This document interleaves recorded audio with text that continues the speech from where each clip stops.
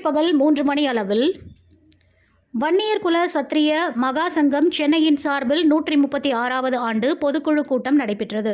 சென்னை தண்டையார்பேட்டை பகுதியில் உள்ள வாணி மஹாலில் வன்னியர் குல சத்திரிய மகா சங்கம் சென்னையின் சார்பில் முன்னாள் சட்டமன்ற உறுப்பினர் வன்னியர் குல சத்திரிய மகா சங்க தலைவர் உ. பலராமன் தலைமையில் கூட்டம் நடைபெற்றது.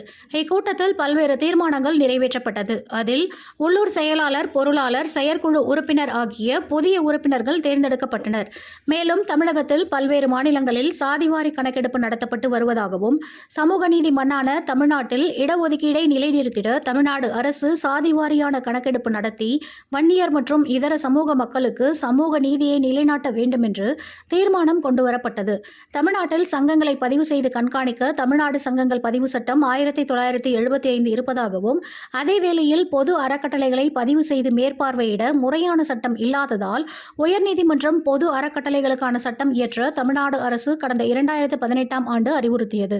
ஆனால் தமிழக அரசு வன்னியர்களுக்கு ஒன்று, மற்றவர்களுக்கு ஒன்று என இருவேறு சட்டங்களை இயற்றிய நிலையில் தமிழக அரசு கொண்டு வந்து திரும்ப பெற்ற தமிழ்நாடு பொது அறக்கட்டளை சட்டம் 2020 மீண்டும் கொண்டு வந்து அதில் வன்னியர்களின் பொது அறக்கட்டளைகளையும் சேர்க்க வேண்டும் எனவும், அதேபோல தமிழ்நாட்டில் பல்வேறு சமுதாயங்கள் ஒற்றுமையாக வாழ்ந்து வரும் நிலையில் முந்தைய அரசு வன்னியர்களின் அறக்கட்டளைகளில் மட்டுமே தலையிடும் வகையில் தமிழ்நாடு வன்னியர் குல சத்திரியர் பொது அறநிலை பொருட்பாட்சிகள் மற்றும் நிலைக்குடைகள் சட்டம் 2018 போட்டு வாரியம் அமைத்துள்ளதாகவும், இதனை எதிர்த்து வன்னியர்கள் போராடி வரும் நிலையில் சட்டத்தில் உள்ள விதிமுறைகளை மீறி தமிழ்நாடு சங்கங்களின் பதிவு 1975 பதிவு செய்யப்பட்ட சங்கங்களின் நிர்வாகத்திலும் குறுக்கீடு செய்கிறார்கள் எனவும், அறக்கட்டளை போட்ட சட்டத்தை சங்கங்கள் மீது தவறாக உபயோகித்து சங்க சொத்துக்களை ஆக்கிரமிக்க முயல்வதாகவும், சங்கங்களை உடைத்து போட்டி சங்கங்களை ஏற்படுத்தி அவர்கள் மூலமாக பொது சொத்துக்களில் தலையிட்டு அதனை அபகரிக்க முயற்சி செய்கிறார்கள் எனவும், இதனை பொதுக்குழு வன்மையாக கண்டிப்பதாகவும், அதேபோல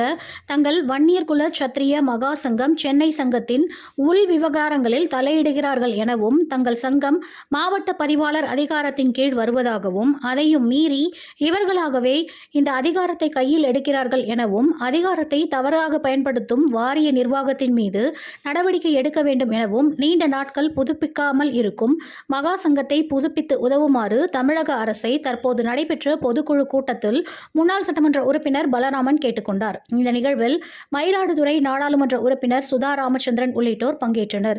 இந்த நிகழ்வில் கலந்து கொண்ட உறுப்பினர்களுக்கு அடையாள அட்டை மற்றும் நலத்திட்ட உதவிகள், மதிய உணவு, பிரியாணி ஆகியவை வழங்கப்பட்டது. இந்த நிகழ்ச்சிக்கான ஏற்பாட்டை உள்ளூர் செயலாளர் மகா சங்கம் AK பிரபு நாயக்கர் மற்றும் நிர்வாகிகள் செய்திருந்தனர். சில குறிப்புகள் மட்டுமே நான் சொல்ல விரும்புகிறேன். தமிழகத்தில் பல்வேறு மாநிலங்களில் ஜாதிவாரி கணக்கெடுப்பு நடத்தப்பட்டு வருகிறது. சமூக நீதி மண்ணான தமிழ்நாட்டில் இடஒதுக்கீட்டை நிலை நிறுத்த தமிழ்நாடு அரசு ஜாதிவாரி கணக்கெடுப்பு நடத்தி வன்னியர் மற்றும் இதர மக்களுக்கு சமூக நீதியை நிலைநாட்ட வேண்டும் என இப்பொதுக்குழு தீர்மானமாக நிறைவேற்றுகிறது. சில குறிப்புகள் மட்டுமே நான் சொல்ல விரும்புகிறேன்.